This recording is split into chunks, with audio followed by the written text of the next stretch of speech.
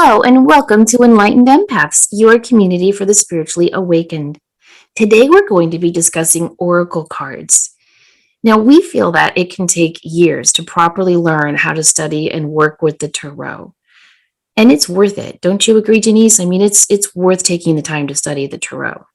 I do, because you never tap out. There's always more. There's always another nuance, another level, and you build an intuitive connection with your deck and with the symbolism and everything else that's involved with the tarot. So I agree. But that's more like a journey, not just a a snapshot.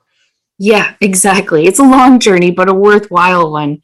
But the cool thing about working with oracle decks is you can start learning how to work with them right away. They can help us learn to tune in and receive guidance for ourselves and others. And there are so many decks out there. If you don't have a deck that you have resonated with, you might want to search around on Amazon, look at customer reviews, images of the cards. If you have a local metaphysical store, go there. Most of them will have like a sample box open so you can go through each of the cards. Another tip that a listener gave me years ago, you can go on YouTube and type in the name of an oracle deck you think will work with you, followed by the word unboxing.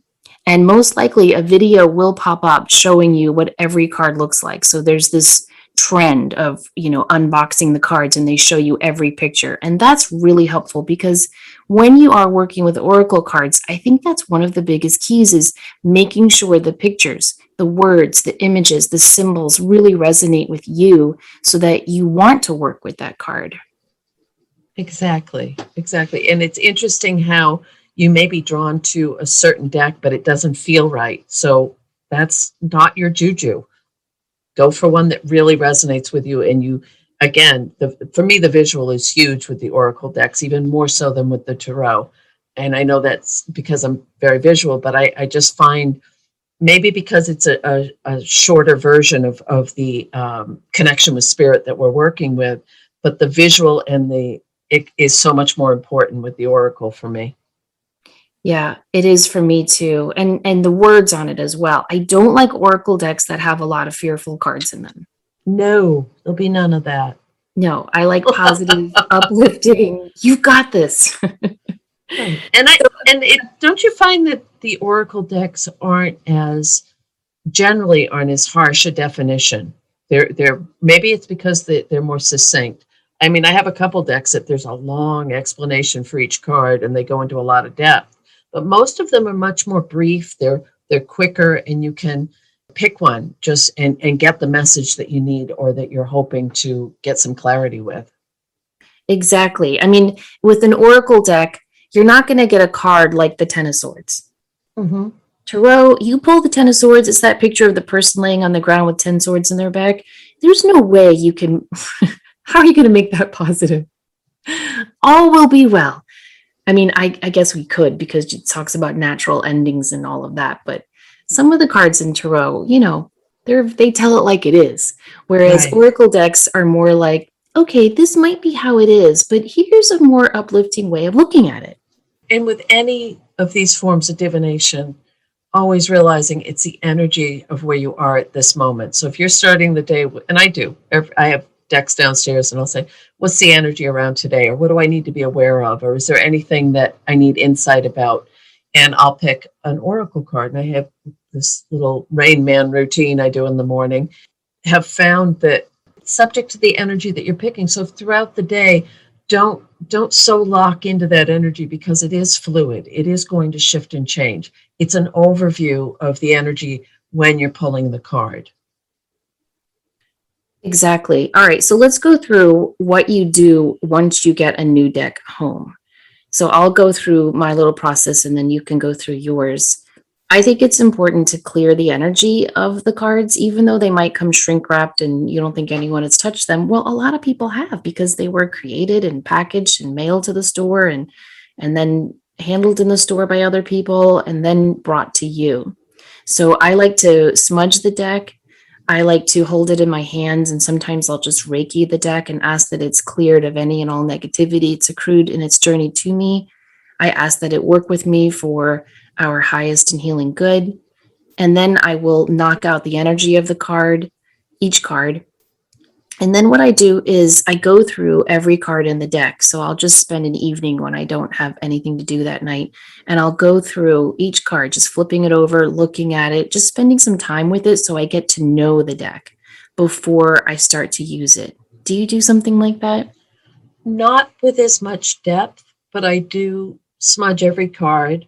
I shuffle and shuffle and shuffle and shuffle to make a connection with the deck so that I'm getting my energy to mix with the energy of the cards because it's a working relationship with our decks.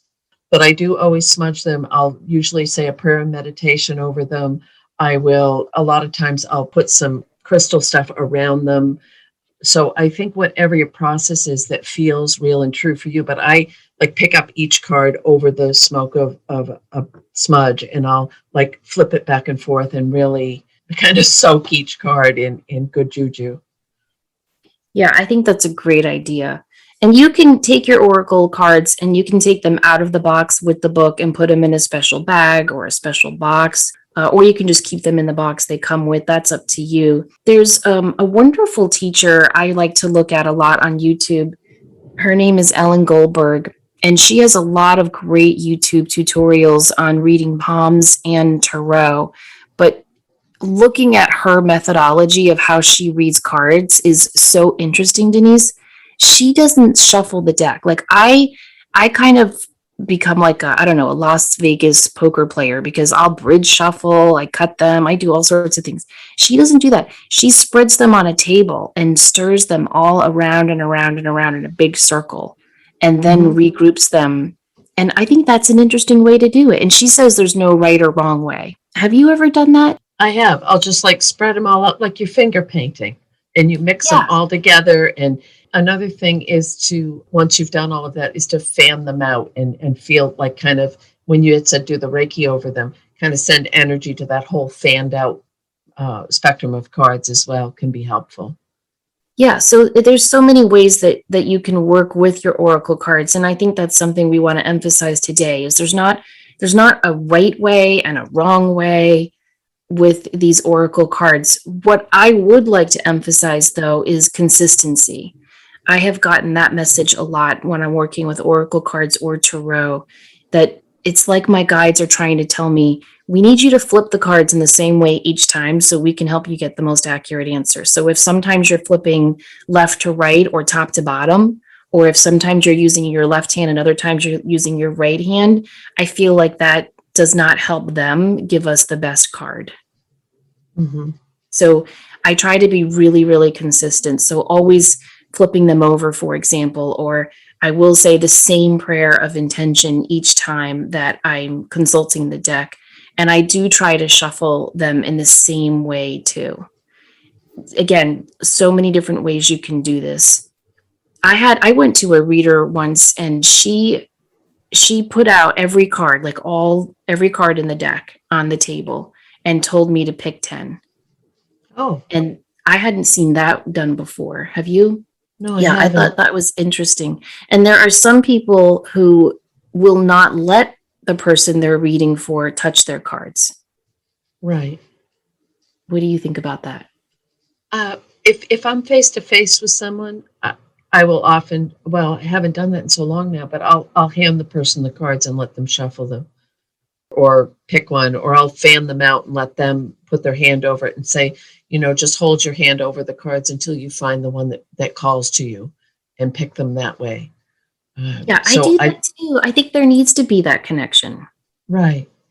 Right, but it also does work for distance. So we're going to do this a little later in the show today. Is pick a card for all of us, and you'll see that it will probably resonate with what's going on in your life or the collective right now. So it can be distance as well.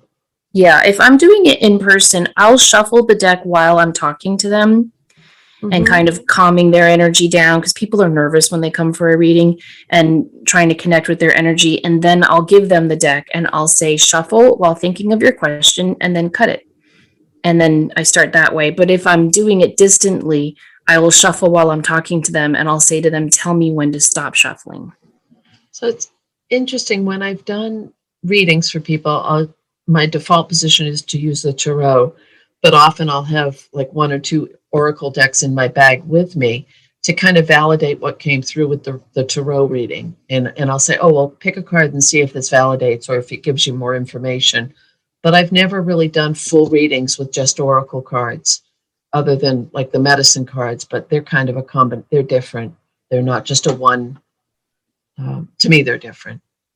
Oh, no, I agree. I've never done a full professional reading with an oracle deck, but I will with my friends, especially Mhm. my friends who think tarot is, bad. Yes. Yes. So, are you more apt to pull an oracle card for yourself? Yes. I Yes. am as I well. I feel a little superstitious about consulting the tarot all the time for myself. Hmm. I'm talking like a full-on Celtic crossbred. Right. So I might pull a tarot card, once a day or whatnot, but I have no issue consulting oracle decks frequently. Hmm. I think they're great for meditation focus. They're great for journaling. They're wonderful if you're just talking to a friend and the friend's like, gosh, I'm so worried about blah, blah, blah. I've got a big basket with oracle decks and I'll just, run upstairs and grab the basket and say, pick a deck and choose a card. And so I use them in a whole variety of personal ways. And you're right. I don't want to say gentler than tarot, but anyone can pick up an oracle deck, read the card or read the book, and have a message. You don't need to know numbers and suits and all those other things that go with something that might feel a little more complicated. Do you think you always have to cut the deck? I think it depends on what your own personal preference is, because I mean, you and I have talked about this with different things that we teach and different things that we do in our own work. Is you'll find what feels right for you. So I tend to cut the deck, but what I'll do with a lot of times with oracle decks is I'll shuffle and shuffle and shuffle, and then I'll hear like a number, like three, and I'll shuffle three more times, and then I'll pick the card on top, or I'll shuffle and I'll just go with feel on it. But usually it's more shuffling than cutting with the oracle decks. But sometimes I do cut them, I have to admit. Yeah, I'll cut the deck too. And I think that's a really good point to really pay attention to your intuition. Sometimes I'll shuffle, I'll cut, I'll pull three cards, and then I'll feel like I need to look at the bottom card on the bottom of the deck. Yes, yes, exactly. Yeah. So listen to little nudges you're getting. Okay, what if the answers you get have nothing to do with your question? Have you ever had that happen? Oh, not like all the time, but more often than I'd like to admit, because that's the other thing about working with a card deck on your own, whether it's Oracle, Tarot, anything else, is you have a vested interest, and you, on some level, you know what you want your answer to be, or you want that clarity, or you want, and my own personal experience is I will overanalyze the shit out of things, or I will go with, I don't think that's what I really was supposed to get. I better try another one. Yeah. Whenever I do that, I swear my guides have such a sense of humor that's different because I'll get the same cards. It's Yes, crazy. me too. Yeah. And it's like they're saying, lady, you're not sneaking out of this one. Yes. And if that happens, then throw down your weapons because you've gotten your answer. And then I usually, like, all by myself, will do like a high five to spirit and say, you are good. You are so damn good. Because it's just, what are the chances you'd pull the exact same card? Exactly. I'd love a statistician to tell us because it happens so much that it's overwhelming. So yeah, they will give you the answer that you need, not necessarily the answer that you want.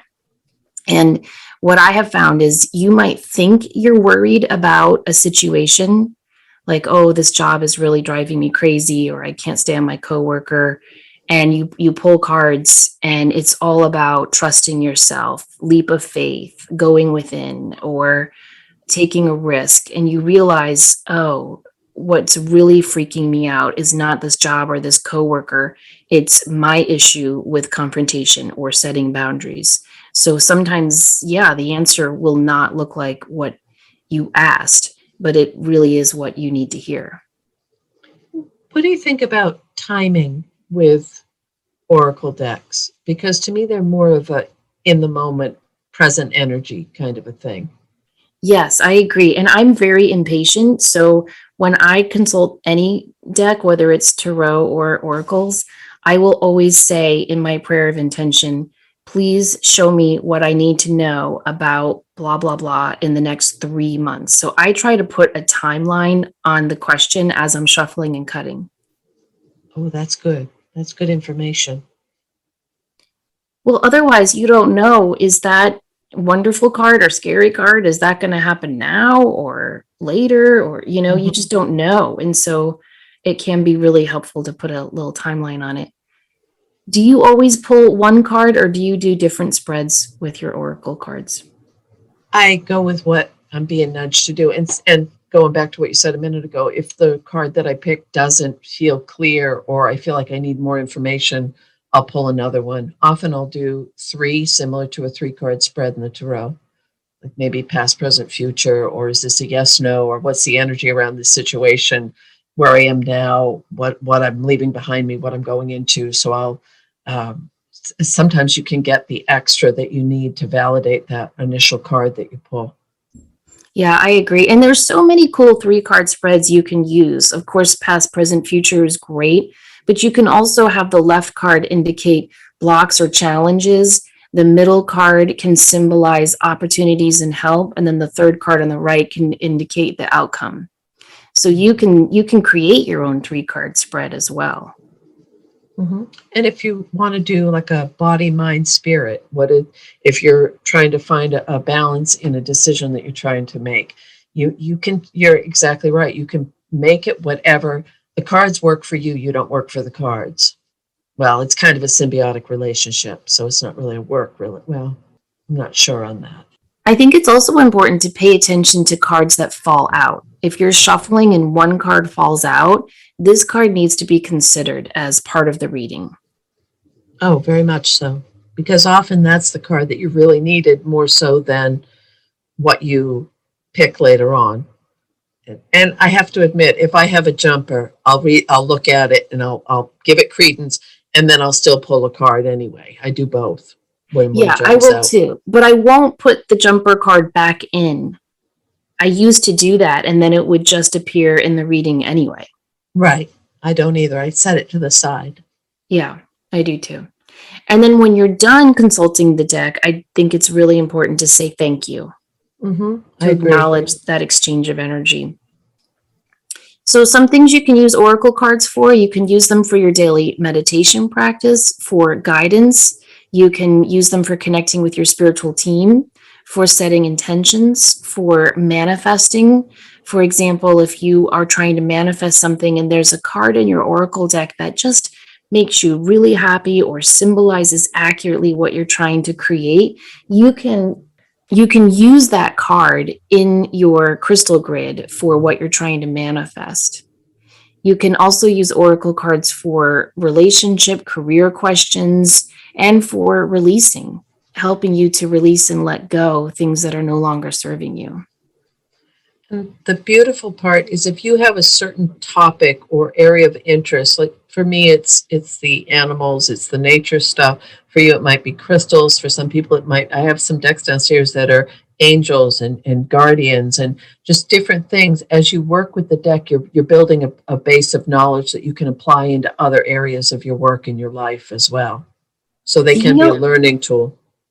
I don't have a crystal oracle deck that I like. Oh, I have many, but yeah, it's one of my dreams and goals is to create a crystal deck that I've always been looking for. Because so many of the crystal oracle decks, it's like a picture of carnelian and it'll say like passion or creativity. And that's it. And I'm like, what? That doesn't, I've always been looking for a crystal oracle deck that teaches you about the crystal, but also applies it to your life. So the decks, and maybe I just haven't, looked hard enough, but the decks that I have on crystals or have been given, it'll be very either scientific-y, like this crystal is created of, blah, blah, blah, and blah, blah, blah, and it's a hardness level of so-and-so, or it'll just be a picture of the stone and a word or two about what it can do for you. So you're looking for more of a intuitive channeled message that comes with the stone? Yes, and I'm looking for a picture that symbolizes the stone. So say, for example, carnelian. I always call carnelian the cheerleader. So if I were going to create a deck, I might even put a picture of, a cheerleader or someone cheering someone on as they're running a race or something, so that the picture symbolizes what the stone does, not just a picture of the rock and the words. Oh, I love that. And it would be a fun deck.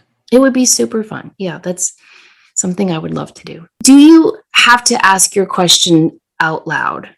We get that question a lot. What do you think? No, I don't think you do. I don't either. I think it's the same energy. You can ask in your head, you can ask out loud.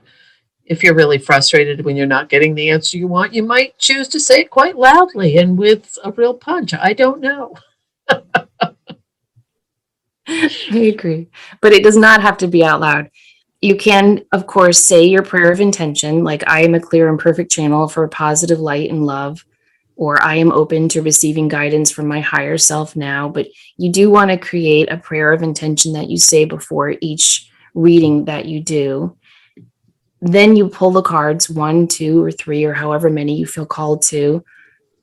After that, you just want to spend some time looking at the cards and paying attention to the images on the cards, the words, the emotions that it brings forward to you, any pictures that pop into your mind's eye, any feelings or memories, impressions. You really want to sit with the cards before you look to the book that comes with the cards. Yes. Yes. And that's why it goes back to what we were saying at the beginning about the visual, the colors, the essence. Are they muted? Are they vibrant? Are they things that really grab your eye? Because I do think it's an immersive experience with the Oracle cards. Do you want to talk about some of our favorite decks, or is there I'd love anything? to. Okay. Yeah. One of the decks that I really love is called Return of Spirit Oracle Cards by Cheryl Lee Hamish. They have just wonderful fractal images on them. And so there's really no correct or incorrect interpretation of the cards. And each card has a beautiful, uplifting message. Oh, that's very nice. Um, I have, and I know I talk about this a lot, but that's what I tend to do is get very involved in one certain focus. And right now, a deck I've been working with a lot is the Mystical Shaman Oracle card deck, and it's a collaborative effort with Alberto Villaldo, Colette Barron-Reed, and Marcela Lobos. And it's a blend of mystical and shamanic wisdom based on sacred symbols that are shared by all peoples. So they are maybe found in the ancient rock carvings in Mongolia, the pictographs of the American Southwest. And all three of these authors have extensively studied ancient wisdom and divination practices. So it's all the cards are coming from a place of healing and love and compassion, inner workings of destiny, but they're based on these collective symbols and signs that we all have access to. Oh, that sounds lovely. I like a lot of Oracle decks by Sandra Ann Taylor and her sister. You've Oh, gotten me me too. some. I just love the energy that they put into their cards. So one I would recommend is Energy Oracle Cards by Sandra Ann Taylor. Again, great messages, really wonderful for meditative and journaling work. I love that deck. I love the pictures. I love the energy of it. It's a really, it for me, it was really easy to bond with that deck for some reason. Uh, this is a bit of an older deck. It's Gateway Oracle Cards by Denise Lynn. And the pictures are quite simplistic and the messages aren't really long. There is a guidebook that comes with it, but it helps to interpret the signs that are all around. Coincidences, synchronicities, symbols in your waking life. And the goal of the deck is to help you understand communication from the realm of spirit. Ooh, I love that. I have this little deck called Witchlings, and each card is a different image of like a little witchling, and it has a name on it. So, like for example, one of the cards in this deck is Luck, and so the witchling is Hyacinth, and so it gives you some information about this card. But then it has a little exercise for each card that you can do. So, like for the Luck card, it says Ivy is a house protection plant that will lure positive energy and good luck into your living space. And it tells you take an ivy plant and a tree agate stone or any quartz crystal you're drawn to, place the stone or crystal into the soil with the ivy. Each day, at least once, say sweetly and lovingly to your ivy plant, "My beautiful ivy, channel luck from the universe to our surroundings and let that luck be a benefit to both you and me." Oh, Isn't that cute? And then she has for that all for that same card, a bath you can take for good luck, where you take some cinnamon sticks and ginger root and basil and you put it in a little muslin pouch and you say, "Good luck, good fortune, good times ahead. May to my life these things be wed." And then you put that into your bath and soak for 20 minutes while visualizing good luck coming to you. And then another little exercise about how to make a stone, a good luck stone for you. So for every card, it's got a description of what that card means, but then it has all these little exercises you can do to bring the energy of that card into your life. see, and you would never age out with that. It's always going to continue to grow and evolve. And don't you Yeah. find that there are certain, I mean, I have one raggedy old deck that I have had forever. I love, love, love this deck. And it just seems really accurate for me. I'm just going to give the abridged because there's some, mixed reviews around this person that did the deck, but it's the old Doreen Virtue deck of magical mermaids and dolphins. And I remember when I first saw it, I thought, oh, mermaids and dolphins, really, Denise? But for some damn reason, this deck really works for me. I've worked through all her choices have changed, her direction has changed, but when she was doing this, she was in the zone. And what got me back into this, I grabbed it the other day. I was grappling with trying to, weighing out the pros and cons of a situation. And I pulled a card from that deck, and all it said was make a decision. And you read the description, and it said, you need to just go with what your heart is telling you, stop overthinking things. And I thought, son of a bitch, that's spot on. That's fantastic. When you find the deck that works for you, you just know it. And you got to sometimes just trust that. I also like Ask Your Guides by Sonia Choquette. A lot of great information about working with your spiritual team. And each card, kind of like the one you were just describing, Denise, is just very no nonsense advice. Yes. Which I think sometimes when what's the energy for today? Or I need insight on this situation. You just want that quick. You're not looking for really deep, and I'm going to meditate on this for 20 minutes. You just kind of want it as a little springboard to moving in a new direction with stuff. Colette Baron Reed has another deck that I've had for quite a while. It's the Wisdom of the Oracle divination cards. And it's probably the most detailed book I have. There are 2 or 3 pages at least for each card. She goes into what it means, upright, reversed, questions to ask yourself. But what I love the illustrations in this. They just are so whimsical and fun and well done. So sometimes I'll just use these cards because I love the pictures so much. Oh, I know. The pictures are so important. So I think my all-time favorite Oracle deck, and I don't even know if we could call this an Oracle deck, is one that you got me, Denise. It's the Medicine Cards by Jamie Sams and David Carson. Mm-hmm. Would you consider that an Oracle deck? I use it as an oracle deck more than as another way of doing divination. That's a deck I use every single day faithfully. Every day I trust it and I love it, and I just love the messages and the meanings. And there are spreads you can do with that are unique, like the butterfly spread about our relationships that are listed in the book. But it just has a certain resonance that a lot of decks don't have. It has this authenticity to it of Yes. this was, really channeled work. And the book that comes with it, I think, is almost more important than the cards themselves, because it has an exercise in there to pull, I think it's 9 cards to find your animal guides. Mm-hmm. So it's just rich with so much information, and it's just a great deck I will turn to for, what animal is protecting me now, or what animal card is symbolic of what I'm feeling right now. So I use this one more for personal use. Yes, it's a very reflective. What's interesting is because I've worked with that deck it's an older deck that's been around for decades and decades, is sometimes those animals will show up for me during the day, or they'll show up in dreams, or they'll show up. It's also a really nice reference book to have, not only just for the cards, but just for general.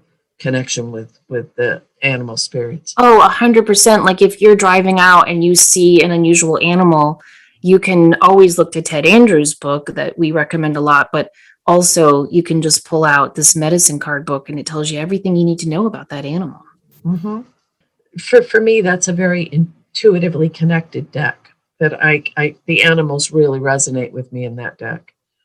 Now, this is a deck that you gifted me, the Starseed Oracle, which is absolutely stunning. It's gentle. It's a very gentle deck.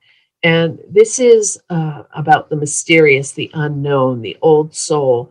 But it's bringing in those stronger traits that a lot of us as souls we're trying to reconnect with. And this is by Rebecca Campbell, and the artwork is by Danielle Noel. Beautiful, beautiful deck. Very interesting too with the descriptions. Seems to be very spot on. But it's one I'm getting to know, because don't you find that with these decks that some default position, you grab it, boom, there's my answer, it's spot on. But some, it's more of it's like getting to know an acquaintance who becomes a dear friend in time. Yes, exactly. And it does take time. It really does. I have a lot of other decks that I'll refer to periodically. I have a deck that you pull one card a day and it has a different hand mudra.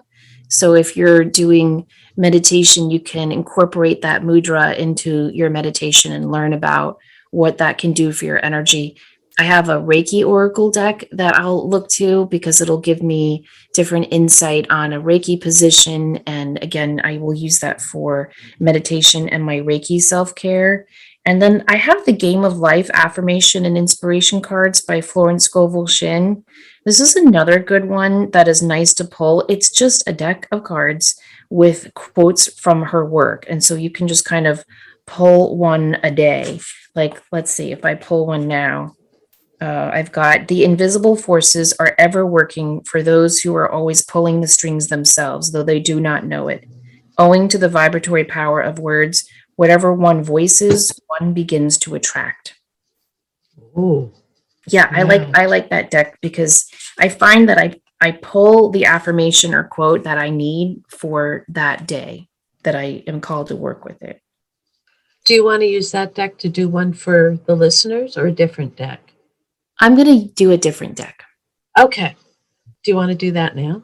Sure. I thought I would use the Return of Spirit deck that I mentioned initially because I just love that deck and it's the one I always turn to. I'm just going to shuffle it and I'm just going to ask, what do our listeners need to know most today? And I'm going to stop shuffling and cut it. Okay. And I've got the assistance card. It says, we all need a little help at one point or another in our lives. Rest assured, help is on the way for you.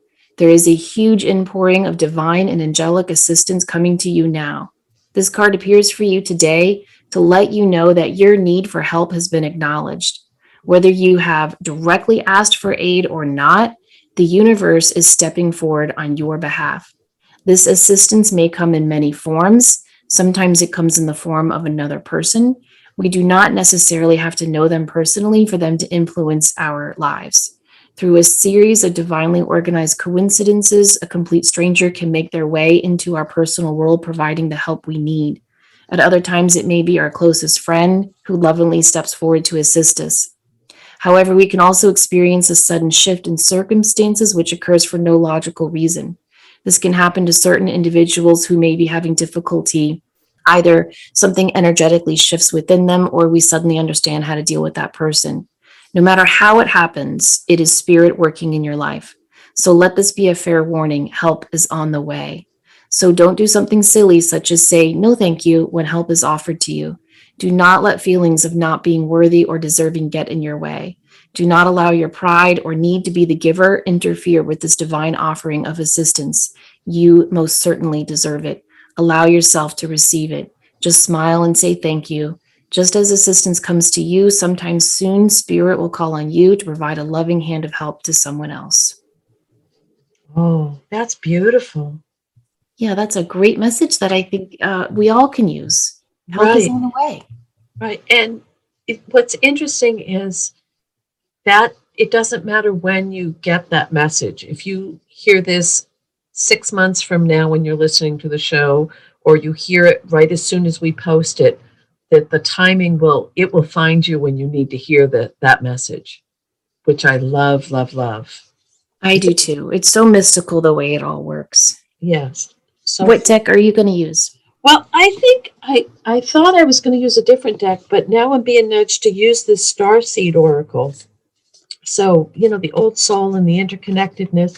So you can probably hear me shuffling in the background because highest and best, any energy, insight, or clarity for our listeners today from a card that will bring them peace and inner knowing. Let's see what we get. I also tend to rub the deck a little bit like I'm making a magic wish, and then I cut it. Okay. So we got the Seas of Mintaka. Ooh, seeing potential, bringing unconscious to light. It's going to take me a second to find it in the book. See, again, this is because I don't know it verbatim. I'm not going to open right out to that. But the pictures of these beautiful, like these sea green and sky, and just so lovely. So the Seas of Mintaka, seeing potential, bringing unconscious to light. Mintaka is thought to have been a water-based planet containing the most crystal clear waters you could ever imagine, so clear that you could see for miles and miles underwater. The Seas of Mintaka card represents this crystalline clarity of potential and possibility. It's about the ability and choice to see the potential in all people and situations. This could be one of your natural traits, or it could be a sign that what you're currently doing has great potential. Mintakans are thought to have been a galactic race who saw the light in everything and everyone. You may have received this card as confirmation that a situation or project has extreme potential and will reach for fruition. If it appears in a spread, it's a very positive sign that things are working out for the highest potential of all involved. It's a very uplifting, light-filled card that brings great harmony, contentment, and positive outcomes. According to Carl Jung, that which we do not bring to consciousness appears in our life as fate. When water appears in dreams and art, it often represents the unconscious mind. Pulling this card also means you may be called to bring to light any unconscious patterns of which you're unaware, to look at them and see them clearly and consciously so they don't appear in your life as fate. What unconscious patterns or behaviors are ready to be brought to the light of day?